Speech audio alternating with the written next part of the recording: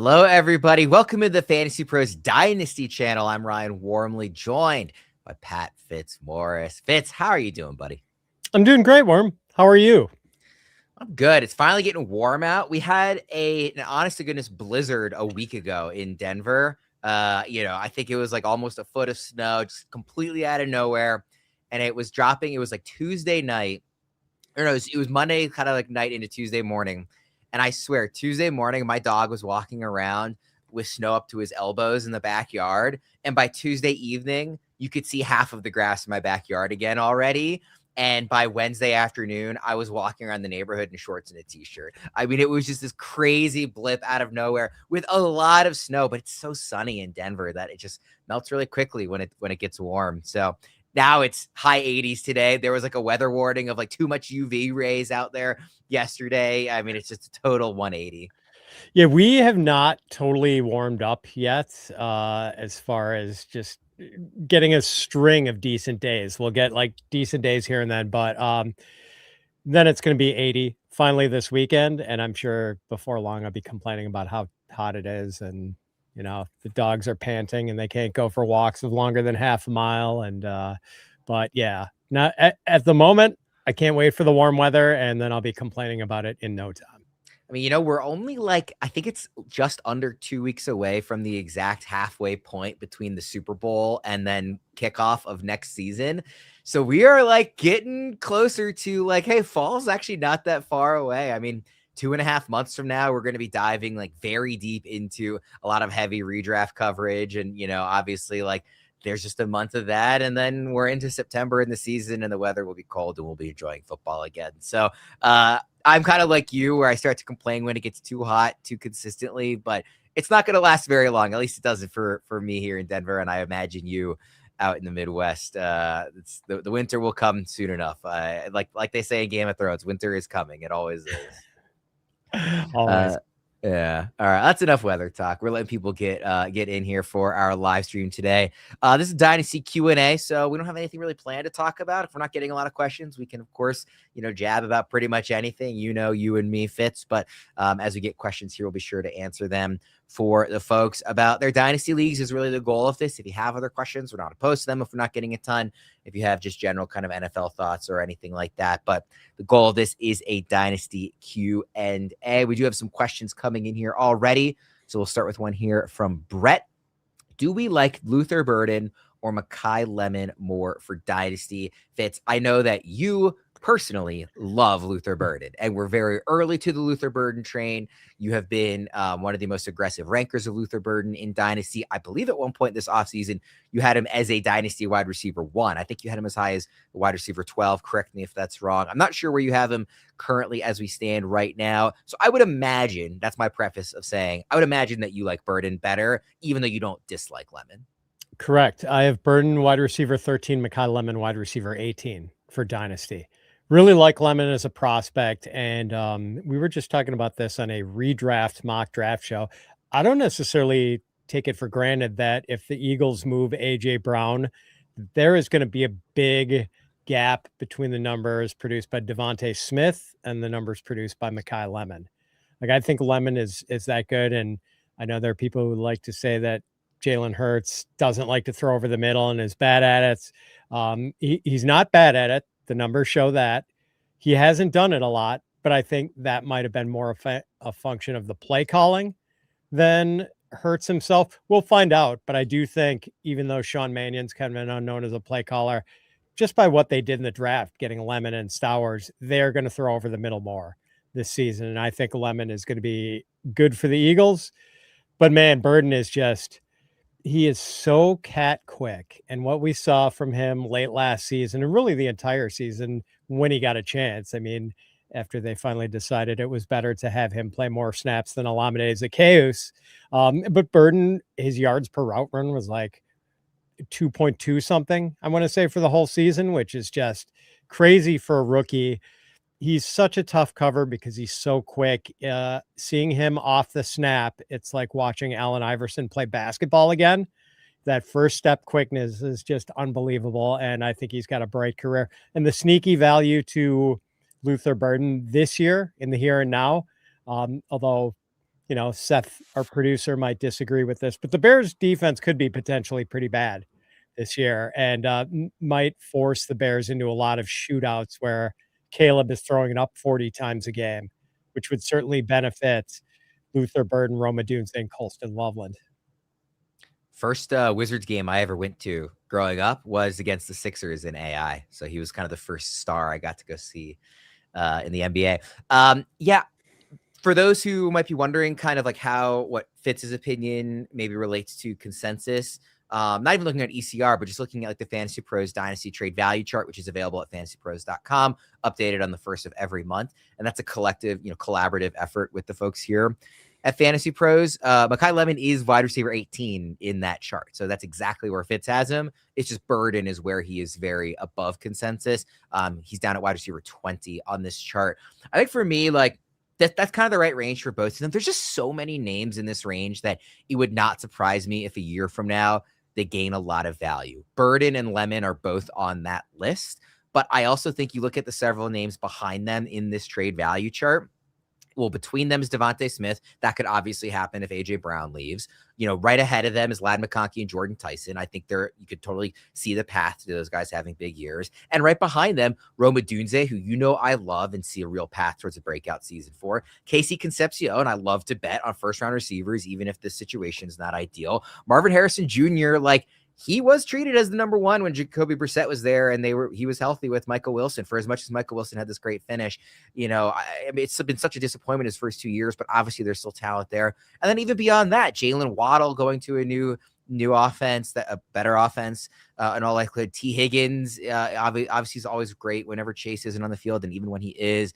Like Zay Flowers is 27th. There's just so many receivers here, Fitz. Yeah.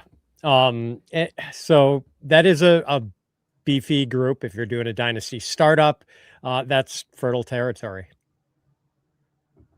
For sure. All right, let's get to the next question here. Rashee Rice trade value. This is in a one quarterback league, just to kind of give that reference point when thinking about it, and in PPR specifically. If you look at the trade value chart here, scroll down to that section. He's wide receiver 30, so he's actually just behind all those names I listed. A couple of other names in there that I didn't list, but Jameson Williams, AJ Brown, I forget if I said Zay Flowers, Brian Thomas Jr. Those are some of the names directly ahead of him. About a 51 is sort of the numerical value we assign to that. In running back rankings, to give you a sense of who's there, that's about Kyron Williams range. In one QB quarterback rankings, that's like Drake May and Josh Allen. Like we have them basically equivalent in a one QB format, according to the chart. And then if you look at the tight ends, about the equivalent is, something in between Tyler Warren and Harold Fannin in a non-tight end premium league. So those are sort of the names that we have Rice associated with. He's a really interesting case because there are all these question marks, right? Like Mahomes' health, his own legal issues, which I know is like maybe less of a question mark immediately, but just long-term when you're thinking dynasty, kind of hard to not see that as something hanging over his head.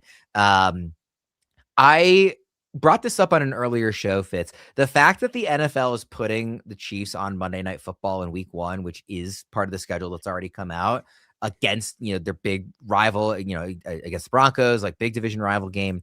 That says to me that they believe Mahomes will be back week 1. Are you putting any weight into that decision by the NFL when thinking about ranking Chiefs players, at least in the short term? Man, I hope that's the case. I've kind of tentatively been expecting Mahomes to play in week 1, but obviously early last season, Mahomes was giving us like some of the most rushing value he'd given us at any point in his career. That is going away, at least early in the season. We're not going to see Mahomes like running for 50 yards in some of these games like he was early last year. That's the only thing about it. But as far as floating the value, we obviously want him around for the sake of Rashee Rice, Travis Kelce, and Xavier Worthy to a lesser extent. But yeah, so maybe we should move to J-Town's next question, because he asks about a trade he should make. And by the way, shout out to some of our regulars who are here. Grim, Awesome Dev, who else did I see here earlier? Aaron popped in. So hello to all of you guys. And yeah, Grim was saying how it was 80 in Georgia for Christmas last year. Jeez. That I would hate. I want it cold on Christmas. I want a white Christmas. Yeah, I want it. when I was up in Milwaukee, we had a 70-degree Christmas one year, and that was really strange. Yeah, I Really would not strange. enjoy that. That trade that you mentioned from JT is Loveland for Rice. What do you think about that? And by the way, the trade value chart has Loveland slightly more valuable. And I agree with the trade value chart on that, just relative to their position. I don't know if the way Rashee Rice has been such a target hog in recent years is like the best way for the Chiefs to play. And I don't know if they have any other alternatives this year, especially if Travis Kelce is getting old, if Xavier Worthy doesn't pan out the way they expected. So maybe that continues for another year, but I just don't think Rashee Rice getting 10 to 12 targets a game has necessarily been great for their offense, which has been the least potent over the last couple of years as we've seen it during the Andy Reid, Patrick Mahomes era. So I'm not sure about Rice long term, whereas I think Loveland is, I think this time of year from now, our dynasty rankings will be Brock Bowers at the top and Colston Loveland number 2 ahead of Trey McBride. If you had, let's say, like somebody lower than Loveland but close, like Warren or Fannin or even Kraft, would that make you more willing to make a trade like this? Or would you need to be like, I have Bowers, therefore I'm willing to trade Loveland for Rice? Is that like the type of tight end you would need to be willing to move in? Those are the 3 tight ends and Brock Bowers and Trey McBride, I guess. But I would need one of those another 5. top 6 tight end. Okay. For me to be willing to part with Loveland for Rice, and I'd want something else on top of Rice. Well, one of the receivers ranked very near Rice in our trade value chart is Jameson Williams, and we are giving away a signed jersey for free, courtesy of our friends at pristineauction.com. All you have to do is subscribe to the Fantasy Pros Dynasty YouTube channel right now. Drop a comment below on any of our videos, and that is it. We will be announcing a winner right here on the channel, so make sure to turn on those notifications so you can know when new videos are up and to claim your prize. By the way, just to give everybody kind of a heads up, we're going about 45 minutes today here on the stream. Just to give everybody a sense of how long we will be on here. Let's go to the next question here. How much dynasty value does Gadsden lose with the signing of Njoku? I'm not sure if it's, we've talked a little bit on other shows, at least I have, with Erickson and Jake Seeley about redraft value for Gadsden with the Njoku signing. What do you think about his dynasty value after this edition? I've tentatively only dropped him 1 spot behind your guy, Isaiah Likely. Still a long runway for Oronde Gadsden in his career, and it's possible this hurts him less than we think it is, but it does hurt him for redraft. I had him 9th and have dropped him to 15. So that's what I think it's going to do to him this year. And even tight end 15 seems like it might be optimistic. It just seems like they want to run the ball this year and have good blocking tight ends, and Gadsden is not that. Charlie Kohler and David Njoku are blockers, and I just feel like both of those guys are going to be on the field a lot. This is going to take away snaps from Gadsden, and as a result, it's going to take away targets. What if I asked you Gadsden or Stowers in Dynasty?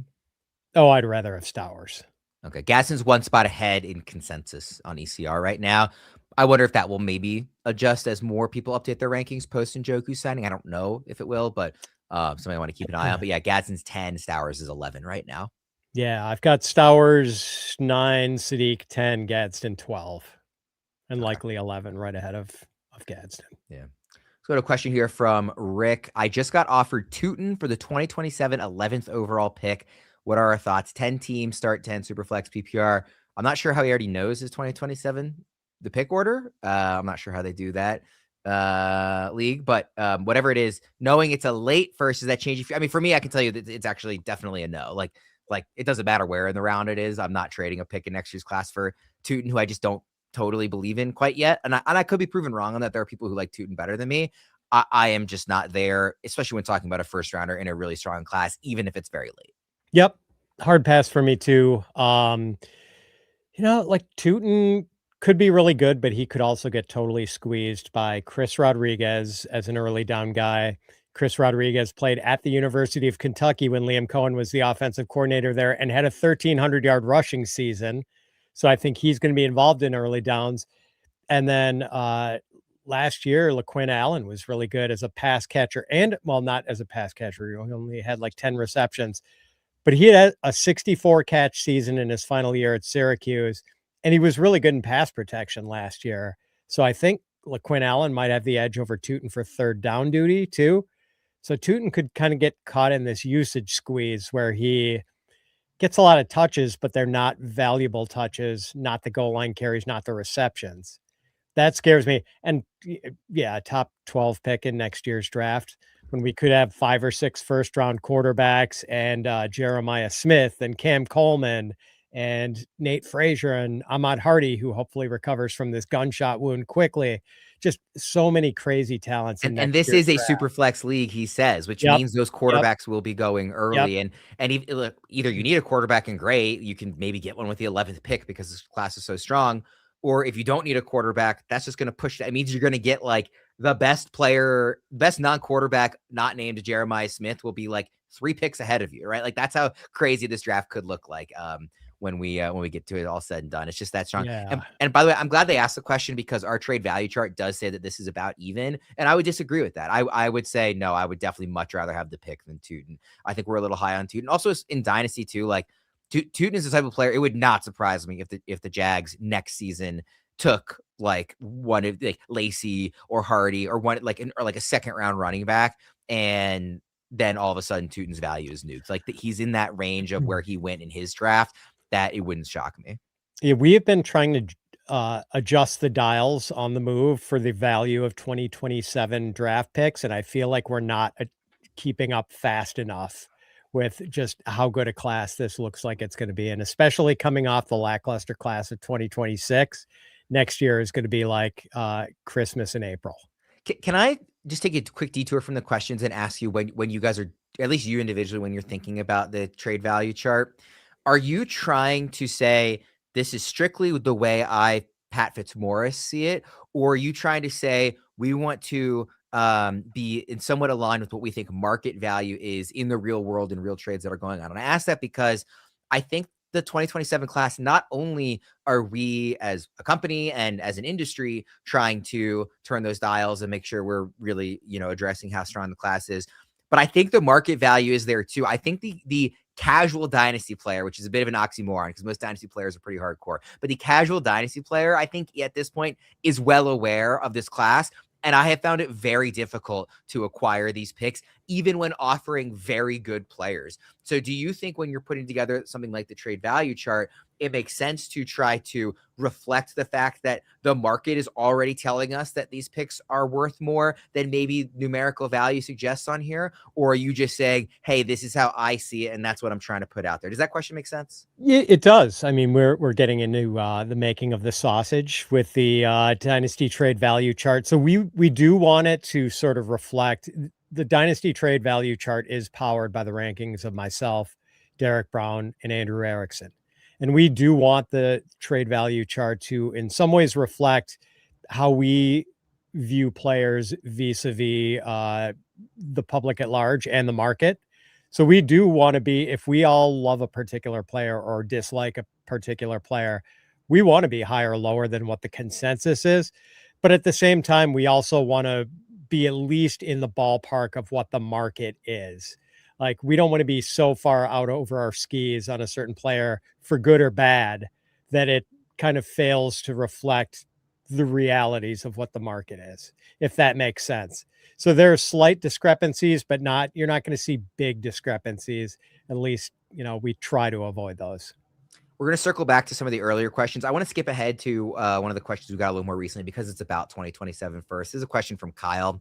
He knows Fitz is a big fan of holding on to 2027 first, but as a contender, do you entertain possibly moving them for guys on the level of a Garrett Wilson type? He's the returning champ, just trying to bolster the roster. So obviously he would expect his pick to be late. Again, we're still saying those late picks are very, very valuable. But as a returning champ, a guy like Garrett Wilson, whose quarterback situation is not settled, but, hopefully better than it was last year. And obviously Garrett Wilson is a player we like. What do you think about this? Yeah. So it's a little more defensible for Kyle, who's coming off a championship and is looking to add another key player to a championship roster. So we have a pretty good inkling that Kyle's first round pick next year is going to be 9th or lower. Hopefully it's going to be 12. Maybe it'll be 11. And that makes the pick a little less valuable. I think there's still going to be like fantastic players available at 111 and 112 next year. But Garrett Wilson, a good player now, and he's kind of just entering the prime of his career, in the prime of his career. So there's a little bit of a run out too. It's not like Kyle is trading for Devontae Adams. So I'm okay with it. I mean, like, Garrett, what do you think, Worm? Garrett Wilson, say hypothetically for the 111 next year. I think I would be happy to take Wilson. I also have historically just been very high on Wilson. Like I've traded a lot for him and been aggressive in trying to acquire him in dynasty leagues in the past. So he's somebody that I don't think I have blinders on for, but I do really like the player.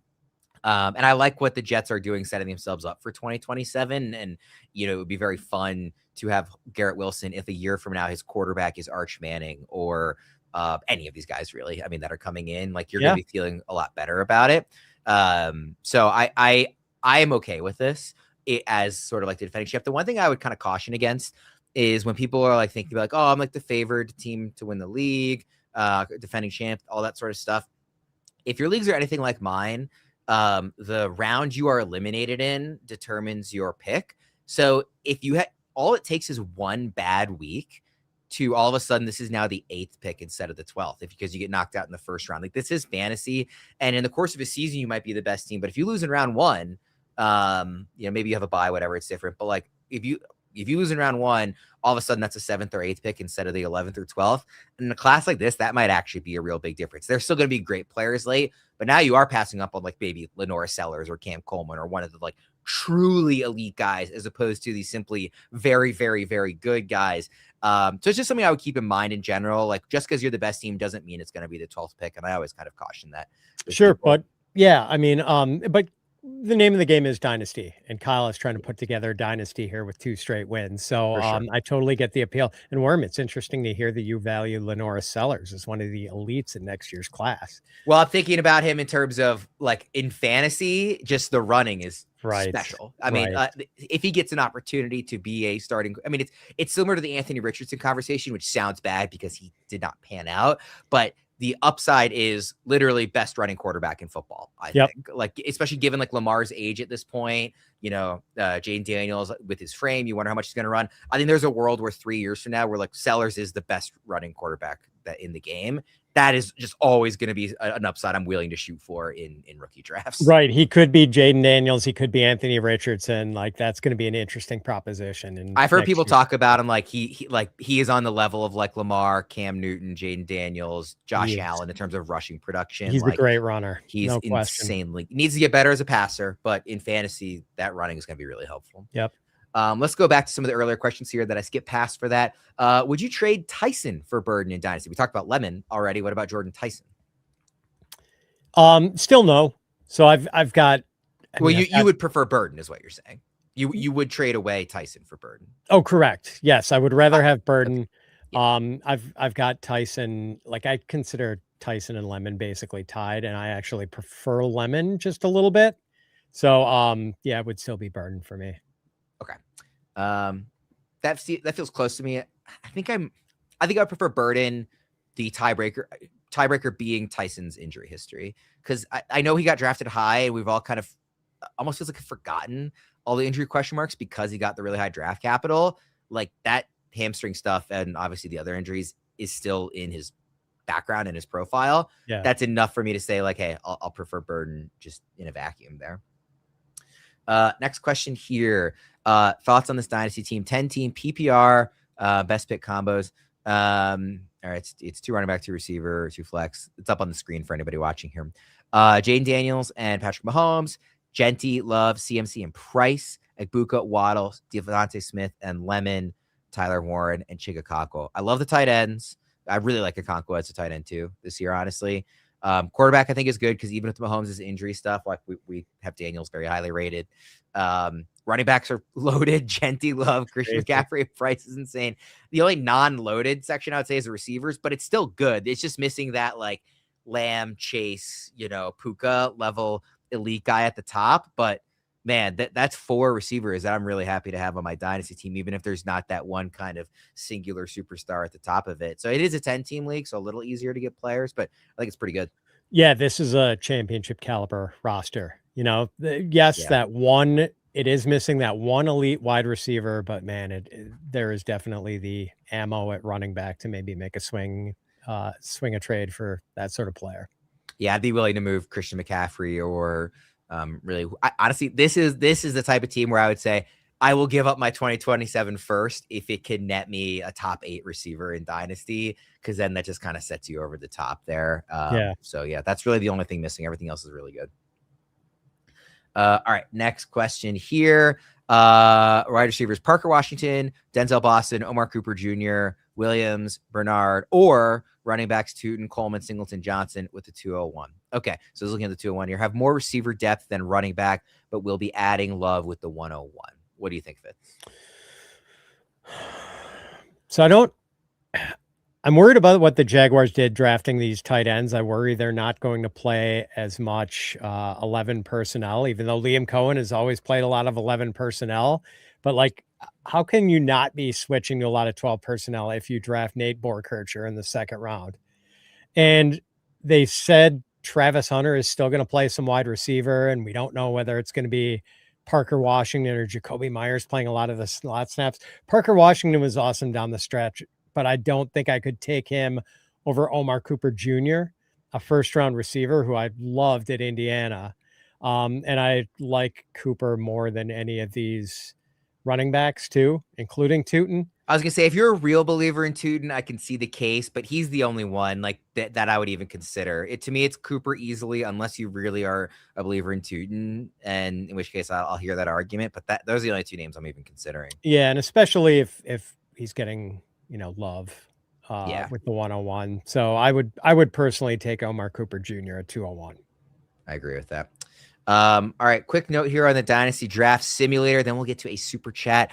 Our Dynasty Draft Simulator lets you crush a full mock in minutes with absolutely no waiting between picks. You can customize every setting to match your league's exact format. And for our MVP and Hall of Fame subscribers, you can even test trade scenarios by mocking with your actual traded draft picks. Not at that tier yet. Grab a 3-day free trial of a premium subscription right now at fantasypros.com/dynasty26. Prepare for rookie drafts and dynasty startup drafts all in one place. Go to fantasypros.com/simulator to be the most prepared person on draft day. All right, we have a super chat here, Fitz, and it's actually a question. Do you guys do team reviews, or is it more trade questions? Aaron, for a super chat, we will happily do either or both. But no, we will occasionally review teams with those are sorts of the questions we're getting. We try to get to more actionable trade questions just as a general rule to help as many people as we possibly can. But A, we'll answer whatever questions we get. And B, for a super chat, the world is your oyster, man. We'll go whatever direction. It would be pretty mean to answer, Aaron, that yes, we do team reviews, Aaron. Now you have to do another super chat if you want us to do your team review. Yeah, if you want to drop in another question, we'll lump it under this super chat. You definitely don't have to do another. Yes, we'll do this one gratis. Yes. All right, let's scroll back and start getting through some more questions here. A little bit of a shorter stream today, so we'll try and move quickly here and get all these questions answered. From Grim, thoughts on the value of Jadarian Price for the 2026 season? I think Price is a really interesting player to talk about for Dynasty fits. For 2026, not that it's disinteresting, but to me, it's just relatively easy. I like him. I want to be getting him on teams. I keep bringing this up. Zach Charbonnet's surgery was not until late February. Even in a best case, like modern medicine is amazing, he's back in 8 months. That still puts him at Halloween. And that's if nothing goes wrong, let alone the kind of ramping up period of just getting used to getting those reps again, getting his sea legs under him. And the fact that this is a Super Bowl contender that will want to make sure Charbonnet is fully healthy for January. I think Price is going to have a real runway. I know there's like Kalani is there and Emmanuel Wilson. Price is going to have every opportunity as a first-round running back with Charbonnet on the shelf to really take this role and run with it. Maybe he does, maybe he doesn't, but he's going to get that opportunity. And I like the player a lot. I mean, a lot of people talk about, oh, he didn't get that many touches in college. Like, because he kept scoring touchdowns so much. Like, he couldn't get more touches because they were off the field, right? I'm not saying he's like a megastar. He wasn't on the same level as Love, but I think he's a good player and a great opportunity. I like him quite a bit for 2026. Who do you like more for 2026, Jadarian, Price, or Bhayshul Tuten? I personally like Price better. I actually don't know if that's against consensus or not, but I like Price better. Do you like Tuten or Price? I've been flip-flopping those two right now. At the moment, I have Tuten one spot higher, but like tomorrow it might be Price higher. I do like Price. He does have a nice runway earlier in the season. By the way, sorry, Tuten is one spot ahead in ECR. So you're exactly in line in that regard. Yeah, although, Emmanuel Wilson isn't chopped liver. He was pretty serviceable for the Packers last year when they didn't have Josh Jacobs in spots. I don't think he's going to hold back Jadarian Price. I don't know what kind of pass catcher Price is going to be. Like, that could kind of limit the ceiling. And here's the one thing I know Charbonnet isn't going to be there early on, which is going to give Price maybe some room to stretch his legs in September, October, maybe even into November. But then it could be Charbonnet coming back just in time for the most important fantasy games of the year. That's the concern I have with Price. Yeah, that's a fair concern. I think Chris Rodriguez scares me more than Emmanuel Wilson to do the Tuten versus Price comparison. That's fair. So that helps me like Price a little bit better. Question here from Awesome. A Superflex Keeper League question. Have May in round 8, Kenneth Walker in round 3, and Drake London in round 2. Can only keep 2. Do I keep May? Obviously, he's going to keep May. This is Superflex, and he's the better value, so that's an easy one. Who is the other? Would you rather Drake London in round 2 or Kenneth Walker in round 3? I think both are like totally fair to consider. So what direction would you go? I'm actually a little. I think my gut reaction shooting from the hip is London, but I don't say that with a. I don't want to dig my heels in. What do you think, Fitz? So London for 2 in super flex rankings. I have London ranked. It's like an early 3, and Walker is like a mid 3. So I think I'd rather have Walker actually. I do think that that's fair. I also think like with keepers too, like 24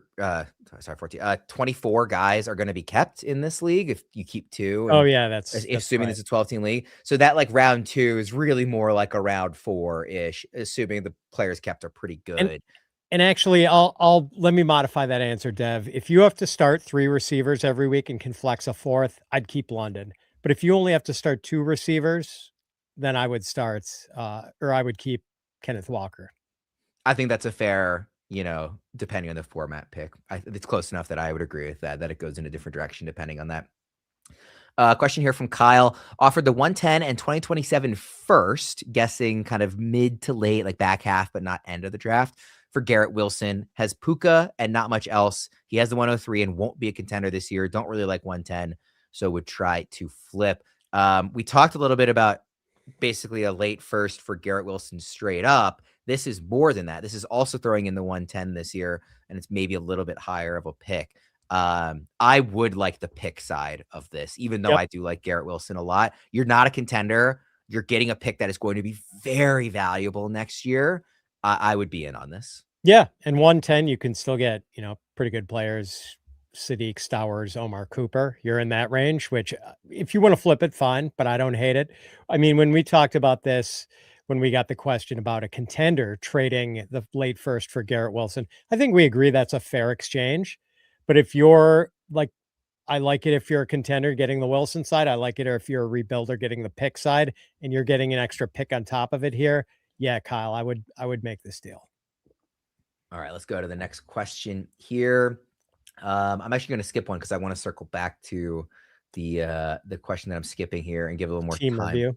Yeah. Okay. Well, I want to switch back to this offseason advice one, but no, this is just a question from G-Dog. 10-team Superflex, start 10. Lemon at 108, Coleman at 206, Brazel at 209, Surratt at 302, Fields at 309, Skylar Bell at 402. How did I do? Awesome. I love Bell in the 4th round. I love Fields in the late 3rd. Is really exciting. I know it's a 10-team league, not 12, but Fields in the late 3rd, I'm really in on. Surratt, Fitz and I both adore. Like Brazel, I'm not as high on, but I think that's good value. Like back half of the 2nd round, I think that's a worthy bet to make. Coleman back at like middle of the second round, I even like a bit. And then Lemon at 108, I think is really good, and even in super flex. So I like this quite a bit. This is an A for me. Yeah, the only guy who like G-Dog didn't get value on relative to rookie ADP was Brazel, and Brazel is just fine at 209. Like, but all these other guys were just like a lot of value compared to ADP. Yeah, this is great. A great job. All right, now I will skip down to the team review here from Aaron. Has Chase, London, McMillan, Metcalf, Michael Wilson, Antonio Williams, Dell, and Hurst. Just traded Casey and Sadiq for Waddle. What are your thoughts, Fitz? Traded KC like Concepcion, Sadiq for. I'm assuming yes. Concepcion. Yeah, I'm good with that. I think. I mean, that's a fair trade. This is a load. Like Aaron's got more than enough at wide receiver, don't you think, Worm? Like that top three is hot fire, and then having like Metcalf, Wilson. I mean, Waddle probably does step in as wide receiver 4, which is not like that's. It's not like he's going to be his 8th best guy. So yeah, that is still helpful. Yeah, that's his flex, and then have Metcalf, Wilson, and then some other really good, interesting young guys, and like Dell is a flyer behind them. Oh, and he has Loveland as well. Oh, so getting rid of Sadiq. Yeah, I'm good with that. I mean, I think in a vacuum, it's a fair trade, but I mean, I love this wide receiver group plus Loveland. Oh my God. Aaron's pass catchers are insane. Yeah. By the way, our producer dropped in our chat for us that Malik Neighbors underwent a second surgery on his knee to remove scar tissue that was causing stiffness. It took place multiple weeks ago and was described as a cleanup. Team is still hoping that he'll be ready for the opener. Just wanted to drop that in there. Great. Can we redo the mock draft show we did earlier today where I took Malik Neighbors in the first round? Second round. Sorry, unfortunately not. All right, one more promo here, guys. Then we'll speed through the rest of the questions. Today's show is brought to you by our presenting sponsor, Hard Rock Bet. That's Florida's sportsbook. We talk a lot of football on this show, but the second round of the NBA playoffs is here, where the lights are brighter, the pressure is higher, and every possession can change a series. And on Hard Rock Bet, every night is your shot to score a major bucket. With winner-go-home energy on the hardwood, I love building same-game parlays. You might like the hot hand to drop 30, the big man to control the glass with a double-double, and the point guard to dish out 5 assists. However you draw it up, Hard Rock Bet gives you tons of ways to stack your picks into a same-game parlay built for the playoffs. If you're ever late to tip off, don't worry. Hard Rock Bet lets you live bet all game long from the first bucket to the final buzzer. Try your first bet on Hard Rock Bet today, and you can score $150 in bonus bets if you win. Just place a $5 bet, and if it hits, you get not only your winnings, but also an extra $150 in bonus bets. But the welcome offer is just the tip. Hard Rock Bet is new promos daily, so open up the app right now to see what promo you've got today. And sure, Hard Rock Bet is Florida's only legal sportsbook, but you don't have to be in Florida to join the party. Hard Rock Bet is also live in Arizona, Ohio, New Jersey, Indiana, Tennessee, Virginia, Illinois, Colorado, and Michigan, with more states on the way. Download the Hard Rock Bet app today, and let's get the party started. All right. Like I said, let's speed through some questions here, Fitz. So we've got about 10 minutes left, a little less than that.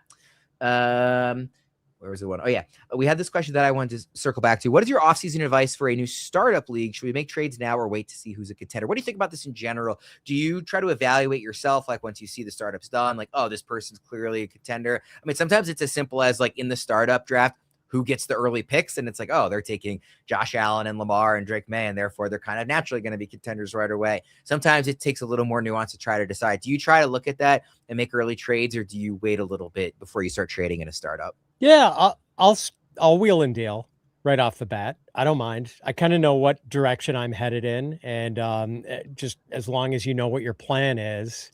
If you're kind of on the fence about whether you think you're a win now or a rebuilder team, it might be a little tougher for you to make decisions about trades, but I like getting into the fray right away. Yeah, we did a startup a few years ago at work with you, me, Debro, and some of our other behind the scenes folks here. And in the startup itself, there were like 40 trades. I mean, it was tons of moving around and trading for future first round. Like, oh, I think I gave up my 6th round pick in that startup for a first rounder the next year. Like, it was a lot of wheeling and dealing in that draft. Yes. All right. Let's see. Oh, by the way, Grim brings up he loves that the Bengals got an overseas game. Do the Packers have any international games? The Ravens do. They're week 3 against the Cowboys in Brazil.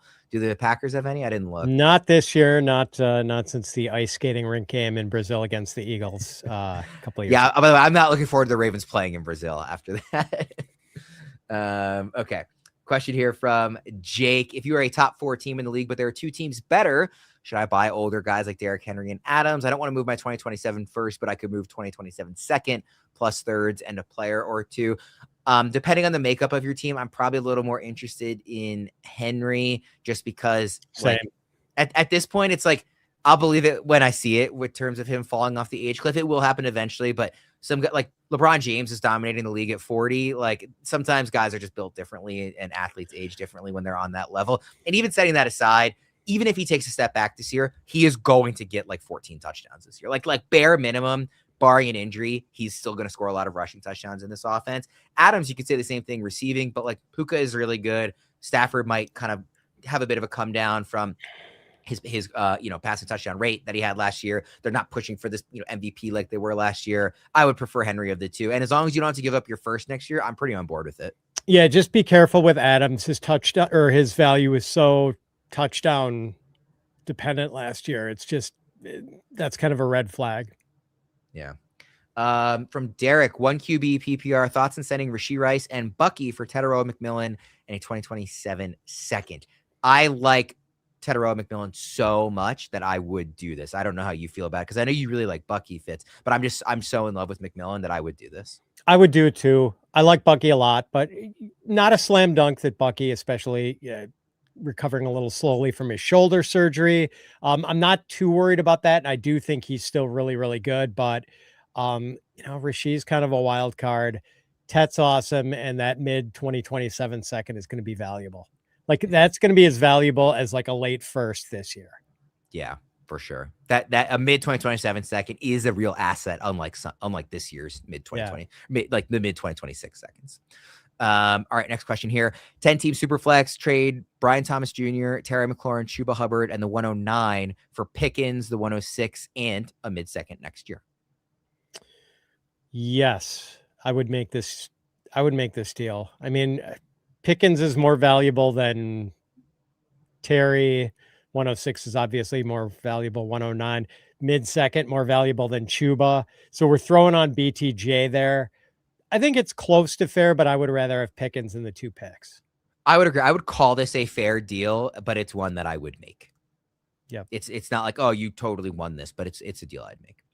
All right. Next question here. How do you guys feel about Sam LaPorta? Would you be looking to sell or hold in general? He is a contending team and has Njoku and Helm as depth. It is also not tight end premium. What do you think about LaPorta fits for a guy like this? I'd hold as a contending team. I think health has been a factor, and it's still a relatively narrow target tree in Detroit. So like, I know the last couple of seasons have been disappointing for LaPorta. I think the reality is somewhere between these last couple seasons and that incredible rookie season. So it just like, I'm not rolling with Njoku and Helm if I'm a contender. I was going to say that's not good enough depth for me to want to move on from him as a contender. There's a clear top 6 at tight end in Dynasty. Then I think the clear next 2 is Pitts and LaPorta. Yes. And so you're kind of in that, call it tier 3 if Bowers and McBride are their own tier, and then the next 4 are tier 2, sort of tier 3. I would much rather have that than like I like Helm, but that's not enough for me. Yeah. Looks like we have another super chat. We got another one. Nice. 10-team keeper league, or excuse me, 12-team keeper league. You keep 10, so a lot of keepers. PPR, pick 12th, 8 draft. Sorry, I'm trying to read through here. Who do I keep or trade? Lamar Jackson, Dart, Kyron. Sorry, I should read with all the abbreviations. Judkins, Monangai, Corum, Bill Krosky, Merritt, Puka, JSN, London Neighbors, Jameson Williams, LaPorta. Who are you thinking about keeping here? Fitz, you can keep 10. We got to keep Lamar, right? Kyron. It doesn't say that it's super flex, but yeah, I would keep Lamar almost regardless. Just he's good enough. Yeah, Kyron is 2. Puka, JSN, London Neighbors. I'm keeping all those. That's 4.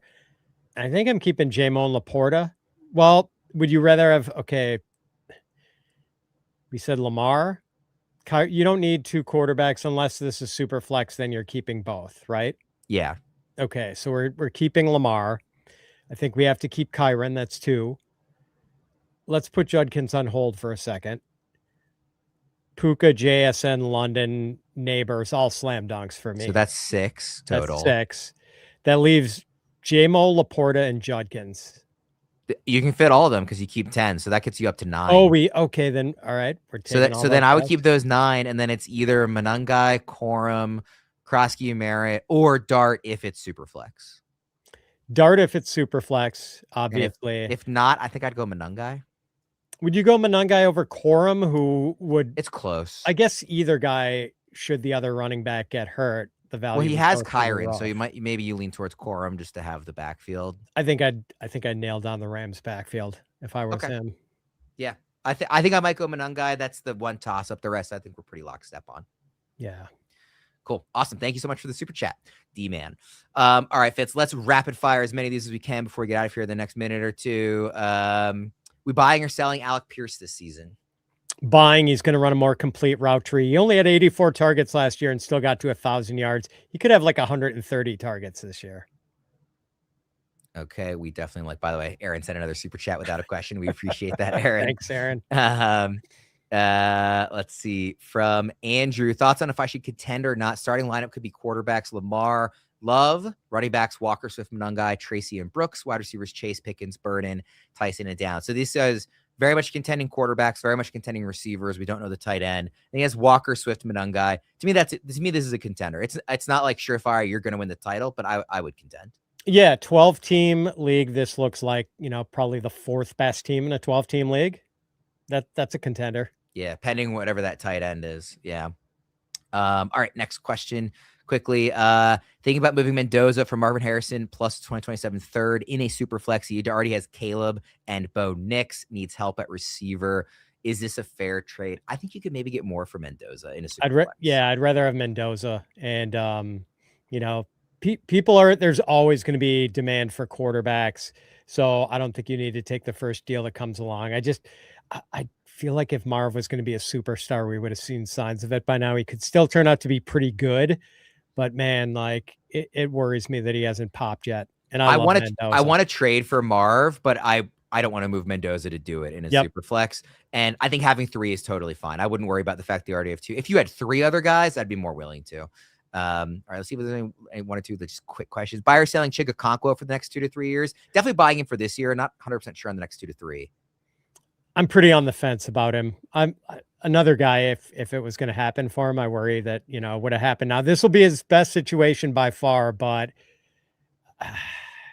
if you force me into a binary answer, I'd say sell. Who would you trade Javonte Williams for looking for a receiver? Yeah, I saw this question on commensurate values on our trade value chart. Alec Pierce and Christian Watson are really the only ones in the ballpark. I don't know. I think Watson is fair. I'm a little skeptical about Javonte. Just long term, he kind of tapered off gently down the stretch last year. I think Christian Watson is fair, but as usual, look for the running back neediest teams in your league and ones that have a surplus of wide receiver. And, that's going to polarize your range of wide receivers to look at. Do you think the quarterbacks in 27 will be better than Stroud and Willis? Yes, I do. Collectively, it's going to be a more abundant class in that they're going to be 5 at least first-round quarterbacks next year. He's thinking about trading Stroud or Willis to target a Dunze and a top tight end, and then can get a quarterback next year with 2 firsts. I would like that. I think they're going to be better. Gotta get out of here. Any other quick ones? I hate leaving. Sorry. Would it be smart to trade Genty for 2 firsts, 102 and a mid to late first next year in a full-blown rebuild? Already has 103 this year and 3 firsts next year, and we'll probably get the 101 and 27. Man, I like Genty so much. I do think Genty would be like a early to mid first next year. But if you're also getting a late first in the deal too, 102, and you're getting 102 and a late first, mid to late next year. Yeah, I think I would as a full-blown rebuilder. I would too. I'm a big fan of trading elite running backs if you're in I traded Bijan and got 4 firsts for him that year he came out. And it totally ignited a contending run for me. I think that's a smart thing to do. I think so but too. Bucky, DJ Moore in a 2027 second for a 2027 first and Chase Brown. Yes, I'd take that deal. Give me the first and Chase Brown for sure. Okay. Very final question. Then we are leaving. No more, I promise, after this. Thoughts on Dynasty team. Best pick. Oh, no, I'm sorry. We had this one. I forgot to unstar that one. Okay. So we are out of here. All right. We did it. We got through all the ones we had starred here. I know we went a little longer. Sorry about that.